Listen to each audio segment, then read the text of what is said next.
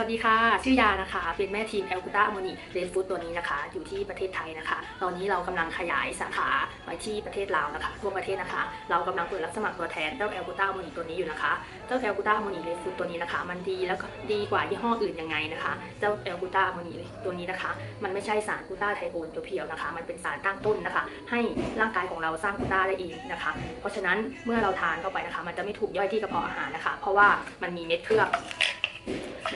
สีแดงๆแบบนี้นะคะเป็นเม็ดเคลือบจากผักผลไม้สีแดงนะคะแล้วก็มันจะถูกย่อยที่ลำไส้เล็กนะคะเน้นให้ร่างกายของเราสร้างกลูต้าได้เองนะคะเพราะฉะนั้นกลูต้าที่ถูกสร้างเองนะคะมันจะไม่แพ้นะคะร่างกายเราจะไม่แพ้แล้วก็ไม่มีผลข้างเคียงนะคะและที่สำคัญนะคะที่ต่างจากยี่ห้ออื่นนะคะก็คือเจ้าแอลกูต้าอะโมนิเรดฟู้ดตัวนี้นะคะสามารถทานต่อเนื่องได้นะคะโดยที่ไม่ต้องหยุดพักนะคะโดยที่ลูกค้าของเรานะคะสามารถตอนนี้ทานต่อเนื่อง2 ปีนะคะไปตรวจเลือดบริจาคเลือดสามารถบริจาคเลือดได้ปกตินะคะเพราะฉะนั้นเรื่องความปลอดภัยมั่นใจได้เลยนะคะแล้วก็ล่าสุดแอลกูต้าโมนิเรดฟู้ดของเราตัวนี้นะคะไปออกรายการนะคะผู้หญิงยุคใหม่ในช่วง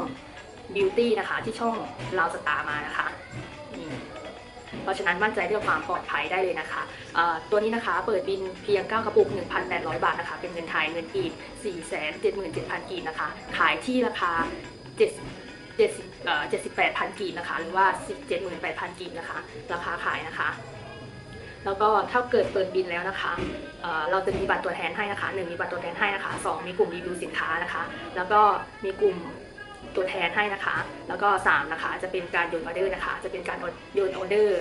ไม่ว่าจะเป็นออเดอร์ตัวแทนหรือว่าเป็นออเดอร์ลูกค้านะคะเราจะโยนให้ตัวแทนประจำแขวงนะคะแล้วก็4นะคะมีการสะสมยอดรับทองนะคะ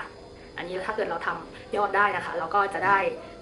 ทองคำไปนะคะแล้วก็5นะคะก็ทางบริษัทนะคะจะมีการจัดงานเลี้ยงทุกๆปีละ2 ครั้งนะคะสามารถมาร่วมได้ฟรีนะคะที่ประเทศไทยนะคะ3นะคะจะมีกา